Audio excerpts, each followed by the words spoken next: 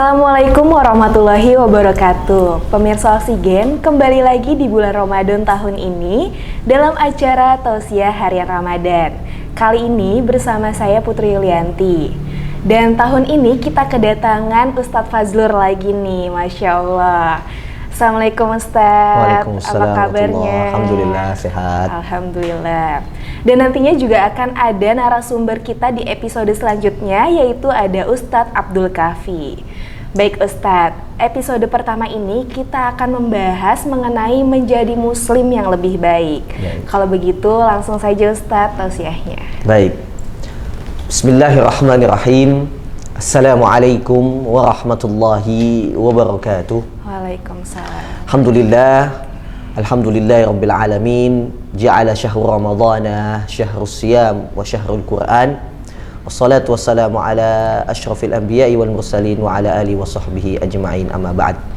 Yang pertama tentunya saya ingin menyapa semua sahabat-sahabat kaum muslimin, terkhusus sobat Oksigen yang dimuliakan Allah Subhanahu wa taala.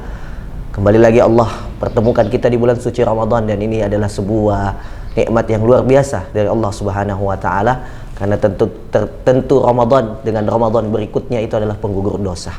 Maka berbicara tentang bagaimana kita menjadi muslim yang lebih baik, dan tentunya bagaimana Ramadan ini juga harus lebih baik, adalah dengan mengingat kembali nikmat-nikmat Allah Subhanahu wa taala. Banyak bersyukur kepada Allah Subhanahu wa taala, itu salah satu cara dan sebab kita memperbaiki kualitas hidup kita, memperbaiki kualitas keimanan kita. Dan tentu kebanggaan kita menjadi muslim itu sendiri, kebanggaan kita menjadi orang yang beriman, itulah yang membuat kita termotivasi berusaha untuk menjadi muslim yang lebih baik. Nah, setelah kita menjadi muslim, bangga dengan keislaman kita, bangga dengan keimanan kita, apa yang harus kita lakukan? Tentu Rasulullah SAW mengajarkan kita dalam riwayat di sebuah hadis yang disampaikan oleh Ali bin Abi Thalib, bahwasanya Rasulullah SAW bersabda, min husni islamil mar'i tarkuhu ma la ya'nihi.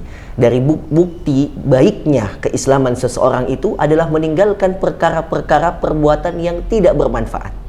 Jadi orang yang beriman, orang muslim meninggalkan sesuatu yang nggak bermanfaat, sesuatu yang anfaidah, ya, sesuatu yang nggak jelas, itu kita tinggalkan. Karena semua, ya, bagi orang yang beriman, kehidupan kita itu punya pahala di sisi Allah Subhanahu wa taala. Maka hal-hal yang tidak bermanfaat kita tinggalkan. Lantas pertanyaannya, apa saja perbuatan-perbuatan yang tidak bermanfaat itu Ustaz? Tentu adalah melakukan perbuatan dosa, melakukan perbuatan maksiat, perbuatan-perbuatan yang tidak mendapatkan pahala di sisi Allah Subhanahu wa taala. Apalagi kita di bulan suci Ramadan, tentunya banyak hal-hal yang mesti kita tinggalkan dari perkara yang tidak mendatangkan manfaat dan keberkahan bagi hidup kita.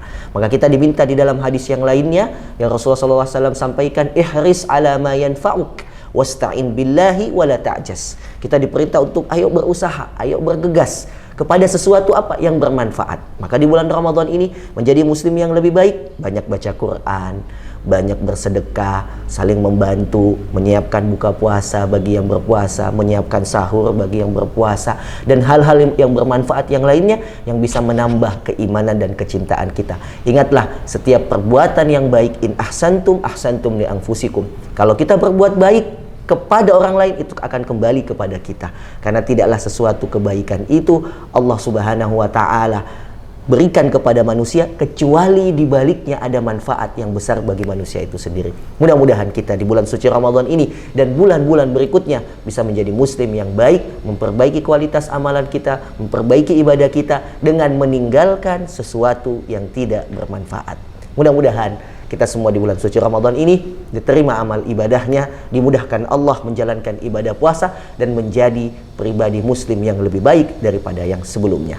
Assalamualaikum warahmatullahi ta'ala wabarakatuh. Masya Allah, terima kasih Ustadz atas tausiahnya. Baik pemirsa, setelah ini kita akan ada tanya jawab mengenai episode yang dibawakan pada hari ini. Maka dari itu jangan kemana-mana ya, tetap di Tausiah Harian Ramadan.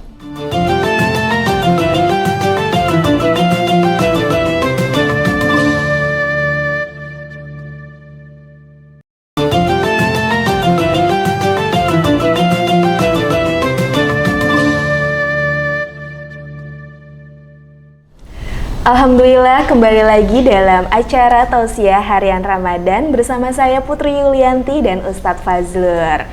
Baik Ustadz, tadi kan Ya. sudah membahas mengenai menjadi muslim yang lebih baik. Betul. Tadi Ustadz juga sudah menyampaikan tinggalkan hal-hal yang unfaedah dan lakukan hal-hal yang positif untuk diri kita. Betul sekali. Nah sekarang udah ada pertanyaan nih dari pemirsa Oksigen di rumah. Pertanyaan yang pertama, apa saja sih yang harus dipelajari atau dipersiapkan oleh orang yang baru berhijrah? Boleh Baik. dijelaskan Ustadz? Baik, bismillah. Assalamualaikum warahmatullahi wabarakatuh. Ya, tentunya pertanyaan ini sangat penting bagi kita semua, khususnya bagi sobat-sobat nih yang sedang pengen hijrah, move on, pengen hidup lebih baik kayak gini, galau kayak gini, banyak masalah, pengen dekat sama Allah. Tentu ada tahap-tahapannya, di mana setiap tingkat kehidupan itu bertahap ya. Kita saja sampai seperti ini ada tahapannya, dari kita bayi, anak-anak, remaja sampai kita tumbuh seperti ini. Begitu juga dalam mempelajari ilmu agama. Ya, ada tahapan-tahapan yang kita lakukan, apalagi ingin berhijrah. Apa sih itu hijrah? Hijrah itu berpindah dari satu keburukan yang biasa kita lakukan kepada sebuah kebaikan. Baik itu hijrah secara maknawi ataupun secara lafaznya, yaitu berpindah. Maka ketika kita ingin berpindah, maka ada hal-hal yang mesti kita lakukan. Yang pertama tentunya adalah menguatkan iman kita. Ya, yakin bahwasanya hijrah ini adalah jalan terbaik untuk hidup kita, untuk menjadi manusia yang lebih baik. Yang kedua, tentu hijrah itu harus dibersamai dengan orang-orang yang senantiasa kuat bersama kita, yang support, yang membantu. Jadi dalam hadis itu Rasulullah SAW katakan, ya, seseorang itu almar'u ala dini khalilihi. Seseorang itu ada tergantung bagaimana agama sahabatnya. Gitu. Falyanzur ahadukum man yukhaliluh. Dan lihatlah siapa teman dan sahabat kita, seperti itu. Jadi harus kita menguatkan iman. Yang kedua adalah memilih sahabat. Dua ini aspek yang terpenting kalau kita ingin hijrah. Gitu. Jadi emang harus kuat gitu ya Ustadz imannya. Betul. Baik, pertanyaan selanjutnya nih Ustadz. Bagaimana menjaga keistiqomahan seorang muslim agar semangat belajar Islam di tengah rutinitas yang sangat menguras energi baik fisik maupun pikiran? Baik, tentunya kita mengetahui tadi sesuatu pelajaran hidup yang sangat berharga bagi orang yang beriman adalah ketika dia mengetahui kebaikan dari keburukan yang dia lakukan. Karena hidup ini sebenarnya adalah belajar dari kesalahan. Ya, kita semua belajar dari kesalahan sehingga kita bisa menjadi baik. Hijrah ini proses kita berubah. Dia tidak bisa hanya berproses, tapi juga ada progresnya. Maka dibutuhkan dalam berhijrah itu yang pertama tadi, selain iman yang kuat, yang kedua teman, yang tadi istiqomah. Maka kita harus bangga. Saya bangga kok nih dengan Islam saya. Saya bangga sebagai seorang yang beriman, sehingga kita bisa istiqamah. Ya, ada dulu sahabat yang datang kepada Rasulullah SAW yang bernama Sofyan dan mengatakan kepada Rasulullah, ya Rasulullah, ajarkan aku satu kalimat, ya, yang dimana setelah itu aku tidak akan bertanya lagi kepadamu. Kemudian kata Rasulullah SAW, Qul amantu billahi tsumma istaqim. Katakanlah aku beriman kepada Allah dan istiqomah. Nah, maka yang berat nih istiqomah. Kenapa berat? Karena kita harus menjaga perintahnya Allah dan menjauhi larangannya. Maka ini dibutuhkan dalam peristiwa kita berhijrah. Jadi butuh yang namanya istiqomah. Istiqomah ini dalamnya adalah iman yang kuat. Yang kedua adalah progres. Progresnya apa? Dengan melakukan amal soleh. Sehingga iman ini kuat dengan amal soleh. Seperti itu. Iya, apalagi zaman sekarang seperti saya anak muda gitu ya Ustadz, susah sekali hambatannya kan banyak, hambatannya iya. banyak. Giliran kita mau berhijrah, gak usah dah, Iya. gak usah sok suci. Masih goncang imannya gitu ya. Karena itu tadi kita nggak punya lingkungan. Jadi support sistemnya nggak ada. Jadi kalau hijrah itu dua. Iman yang kuat, yang kita sudah yakini bahwa ini jalan yang terbaik, jalan yang mulia. Yang kedua adalah teman dan sahabat. Baik itu keluarga, kerabat di tempat kerja, kerabat di sekolah, di kampus, dimanapun, itulah yang akan membantu kita istiqomah. Gitu. Baik, seperti itu pemirsa di rumah. Jadi kita harus beristiqomah dalam berhijrah. Betul. Gitu ya Ustadz. Oke, ada beberapa pertanyaan lagi nih Ustadz. Mungkin nanti ya dijawabnya setelah yang satu ini.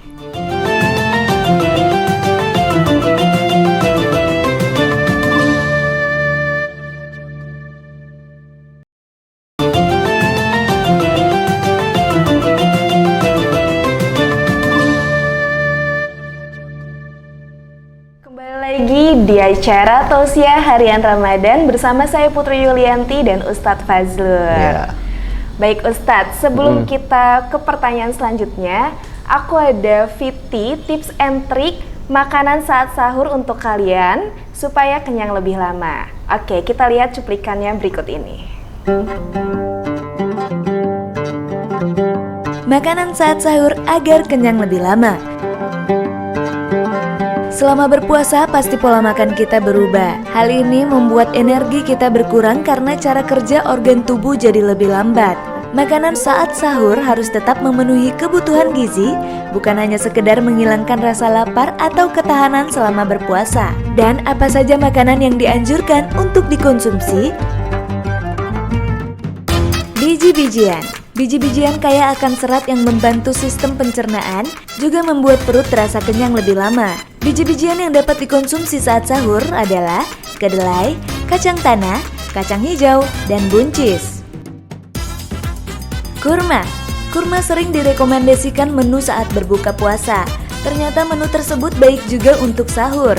Zat gula yang dikandung di dalam kurma berfungsi untuk menaikkan kadar gula dalam darah dan kaya akan serat. Sayur dan buah. Menu tersebut wajib ada saat sahur karena sayur dan buah kaya akan serat, vitamin, kalsium, dan mineral yang dibutuhkan tubuh. Namun perlu diingat ya, jangan konsumsi buah dengan rasa yang terlalu asam apalagi saat perut dalam keadaan kosong. Daging. Tak ada salahnya menambah daging dalam menu sahur kamu. Daging membantu memenuhi kebutuhan protein tubuh. Protein digunakan dalam proses metabolisme untuk menghasilkan energi. Namun jangan terlalu banyak mengonsumsi daging saat sahur ya, karena dapat menyebabkan bau mulut yang tidak sedap. Nah, itu tadi tips and trik makanan sahur agar kenyang lebih lama. Semoga bermanfaat ya untuk kita semua. Oke Ustadz, kita lanjutkan ke pertanyaan selanjutnya nih. Ada yang nanya Ustadz, bagaimana jika hijrah yang dilakukan bukan disertai niat karena Allah, melainkan orang lain? Nah, itu gimana Ustadz? Iya, ini kasusnya banyak nih. Iya. Jadi sekarang lagi masa-masa kita semangat untuk hijrah ya. Iya. Tapi banyak juga yang setelah hijrah kok malah nggak dapatkan apa yang sebenarnya dia inginkan, yaitu adalah kedekatan kepada Allah. Malah justru sebaliknya. Ini karena adalah salahnya niat di awal. Maka dalam hadis yang diriwayatkan Umar bin Khattab, innamal a'malu binniyat. Jadi segala sesuatu dengan niatnya. Jadi dulu ada kasus ya, seseorang yang hijrah dari Mekah ke Madinah bukan karena Allah, tapi ingin menikahi seseorang wanita. Maka disebut dia hijrahnya itu hijrah untuk wanita. Maka kata Rasulullah, siapa yang hijrahnya untuk dunia, maka dia akan dapat dunia itu, tapi Allah tidak berikan dia akhirat. Iya, maka di dalam Al-Quran di surah Asy-Syura juga dijelaskan, man kana yuridu harsat akhirah nazid lahu fi harthi. Siapa yang tujuannya itu betul-betul untuk mencari akhirat, kebaikan akhiratnya, maka Allah akan tambah pundi-pundi kebaikan itu. Wa man kana yuridu harsad dunya nu'tihi minha. Siapa yang mau dunia, Allah kasih dunia itu. Tapi hanya sebatas dunia. Maka pentingnya kita hijrah dengan meluruskan niat betul-betul untuk Allah. Nanti ketika di jalan hijrah kita ketemu jodoh, ya alhamdulillah, itu berkah dari hijrah. Kita ketemu pekerjaan yang lebih bagus, itu berkah dari hijrah. Tapi dunia dan akhiratnya kita dapat, sehingga tidak rugi dan menyesal ketika hijrah. Gitu. Gitu pemirsa Oksigen. Jadi kita harus niatkan karena Allah, bukan karena orang lain.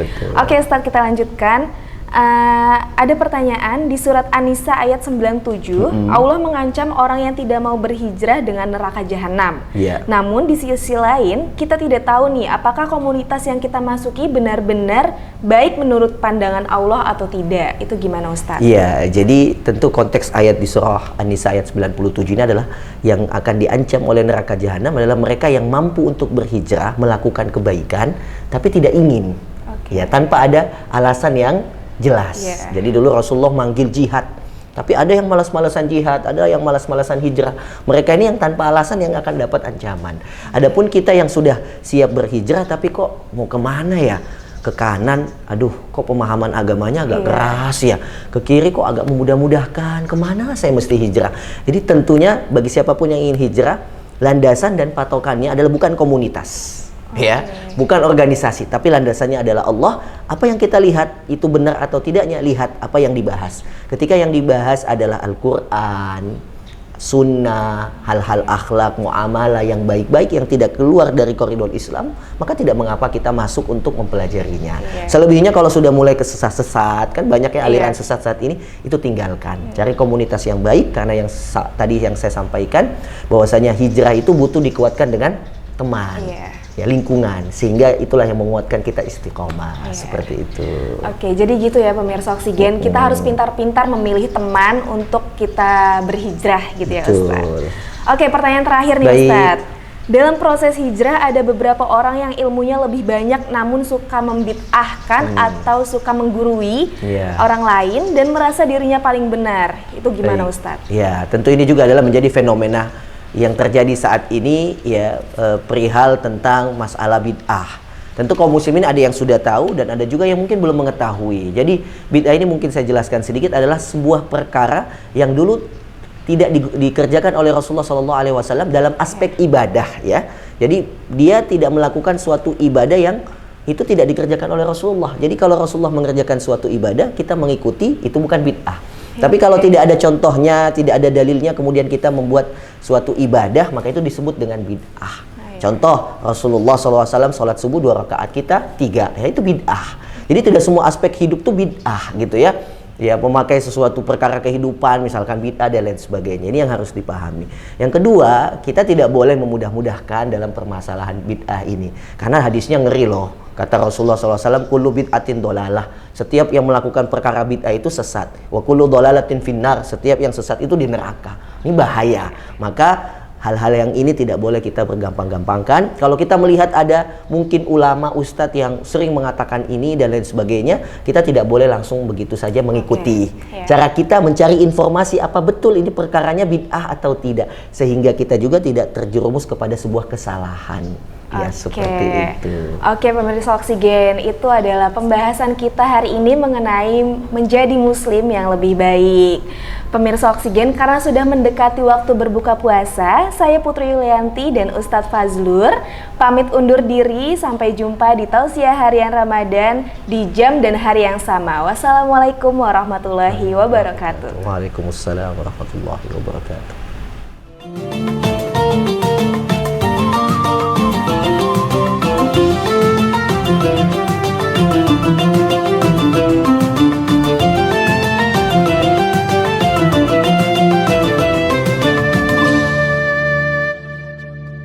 Acara ini dipersembahkan oleh Oksigen.id.